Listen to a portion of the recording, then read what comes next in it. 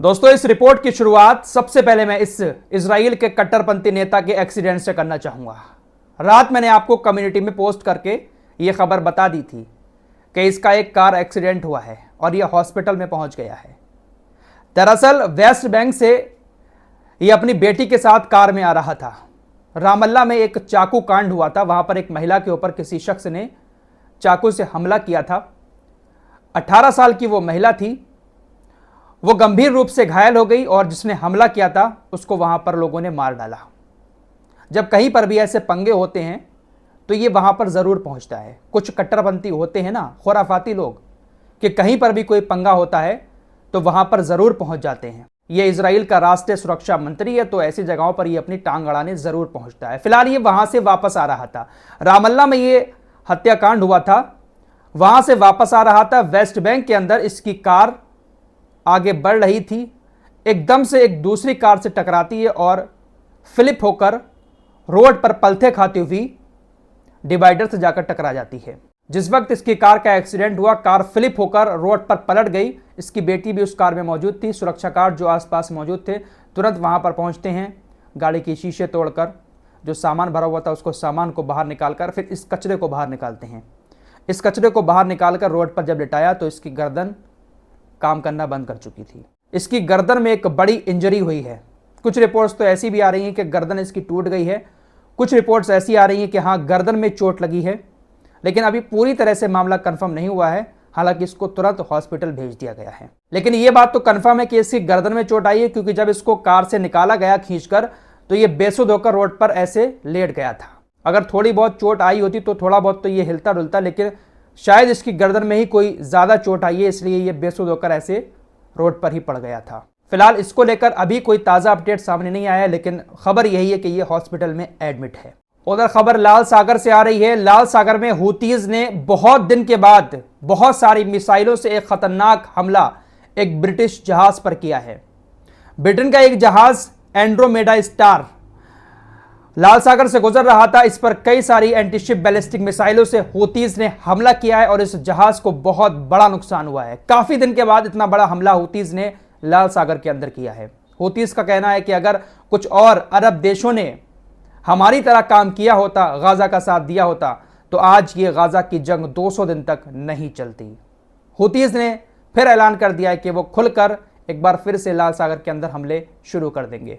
Netanyahu लगातार रफा पर हमला करने की बात कर रहा है, एक बड़ा ऑपरेशन चलाने की बात कर रहा है, लेकिन जो उसके पूर्व अधिकारी हैं इजराइल के, उनको इस बात का भी डर सता रहा है कि अगर इजराइल ने रफा पर ऑपरेशन चला दिया तो ये इजराइल के लिए बहुत बड़ी आपदा होगा। इजरायली सेना के पूर्व कमांडर ने कहा है कि एक बहुत बड़ी आपदा आ जाएगी इजराइल के ऊपर अगर इजराइल ने रफा में ऑपरेशन शुरू कर दिया, क्योंकि अब ईरान भी पूरी तरह से एक्टिव हो चुका है। पूर्व अधिकारियों को बहुत डर सता रहा है, लेकिन यह बंदा क्या ही कहें इसके बारे में, बार बार पूरी तरह से बौखला चुका है। व्हाइट हाउस की तरफ से बयान आया है, गाजा के अंदर इजरायली सेना ने कैसे कैसे कांड किए हैं, पूरी दुनिया के सामने फोटोज आए हैं, वीडियोज आई हैं। लेकिन व्हाइट हाउस ने एक बार फिर से ताजा बयान जारी करते हुए कहा है, इस बात का कोई भी सबूत नहीं है कि इजराइल की सेना ने गाजा के अंदर नरसंहार किया है। व्हाइट हाउस ने कहा कि हालांकि जो पीड़ित हैं उनकी संख्या बहुत ज्यादा है और वहां पर लोग भूख से मर भी रहे हैं, लेकिन इस बात का कोई भी सबूत नहीं है कि इजराइल की सेना ने गाजा के अंदर नरसंहार किया हो। इसके आगे तो कुछ कहने को बचता ही नहीं है भाई।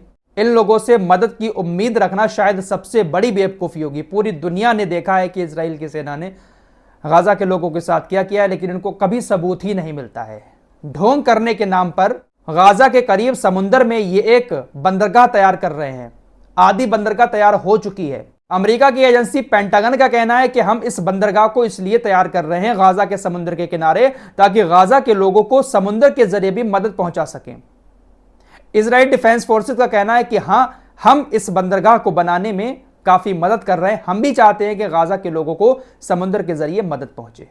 कितना बेवकूफ समझते हैं यार ये लोग दुनिया को। बॉर्डर पर जो मदद की ट्रक खड़े हुए हैं उसको तो इजराइल अंदर आने नहीं दे रहा है गाजा के, और अमेरिका चुप चुपाते थोड़ी बहुत ऊपर से मदद फेंक रहा है। और गाजा के समुद्र के किनारे एक बंदरगाह बनाकर ये लोग ढोंग कर रहे हैं कि समुद्र के जरिए गाजा के लोगों को मदद पहुंचेगी। इनका इरादा कुछ और ही है मेरे दोस्तों। बहुत सारे एक्सपर्ट इस बात पर भी चर्चा कर रहे हैं कि इस बंदरगाह को तैयार करने के बाद ये लोग गाजा के ऊपर बहुत ज़्यादा जुल्म करेंगे और फिर जब बंदरगाह करीब होगी तो इस बंदरगाह से गाजा के लोग जहाज़ों में बैठकर दूसरे देशों तक जाने की कोशिश करेंगे, क्योंकि लोग जब ज़्यादा परेशान हो जाते हैं तो फिर अपनी जान बचाने के लिए वो कहीं ना कहीं भागते हैं। ये लोग वहां पर जहाज़ तैनात करेंगे और उसी बंदरगाह के ज़रिए गाजा के लोग दूसरे देश में जाने की कोशिश कर सकते हैं।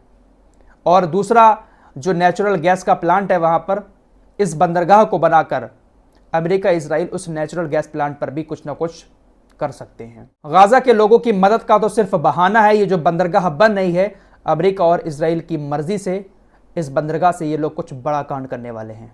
दोस्तों, कल जुमे का दिन था और जुमे की नमाज के बाद एक बार फिर से कल यमन के अंदर लाखों लोगों ने सड़कों पर उतरकर फिलिस्तीन का समर्थन किया।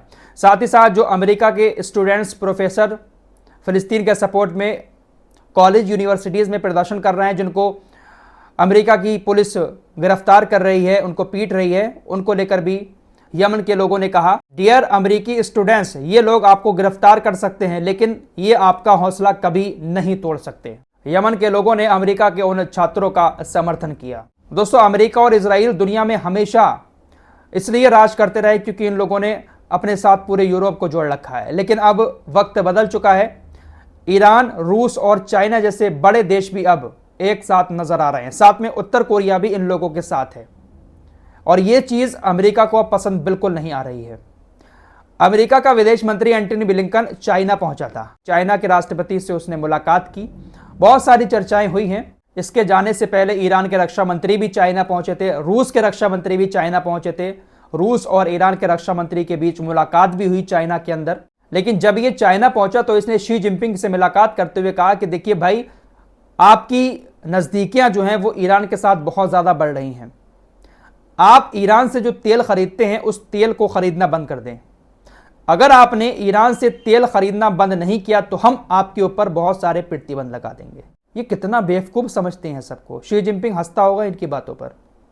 चाइना के ऊपर ये लोग प्रतिबंध लगाएंगे, इनको कुछ नहीं आता है, लास्ट में यही कहते हैं कि ऐसा कर दो वरना हम प्रतिबंध लगा देंगे। बाबा जी का ठुल्लू लगाया जाएगा। इस एंटनी ब्लिंकन ने चीन को धमकाते हुए ये बात कही है कि ईरान से तेल लेना बंद कर दो, लेकिन दोस्तों इसकी बात का असर चीन के ऊपर कुछ नहीं हुआ। हंसता होगा शी जिनपिंग। सैटेलाइट इमेजेस से पता चला है कि ईरान से तकरीबन 16 मिलियन बैरल तेल, जिसकी कीमत 1.4 बिलियन डॉलर है, चाइना के लिए रवाना हो चुका है। चाइना, ईरान, रूस और उत्तर कोरिया इन जैसे लोगों की धमकी से अब डरने वाले नहीं हैं। चाइना की तरफ से अमेरिका को साफ जवाब देते हुए कहा गया कि हम आपकी इस अपील को, इस धमकी को सिरे से खारिज करते हैं। हम ईरान से कारोबार बंद नहीं करेंगे। अमेरिका की नज़र में सबसे ज़्यादा ईरान चुभ रहा है और अमेरिका चाह रहा है कि ईरान से हर कोई दूर हो जाए, चाइना भी दूर हो जाए, रशिया भी दूर हो जाए और उत्तर कोरिया जैसे देश भी दूर हो जाए। लेकिन ये चौकड़ी जो है ना, ये मिल चुकी है। उधर दोस्तों, रूस और यूक्रेन की जंग भी अभी लगातार चल ही रही है। लगातार यूरोप, अमेरिका जैसे देश यूक्रेन को मदद कर रहे हैं। कल शाम की खबर है, यूक्रेन ने रूस के ऊपर 66 ड्रोन एक साथ छोड़े। रूस ने जानकारी देते हुए कहा है कि हमने उन 66 ड्रोन को ऊपरी ऊपर मार गिराया। ये काफ़ी ख़तरनाक ड्रोन थे और हमारी जो ऊर्जा सुविधाएं हैं उनको नष्ट करने, उन पर तबाही मचाने के लिए आ रहे थे, लेकिन हमने इनको मार गिराया।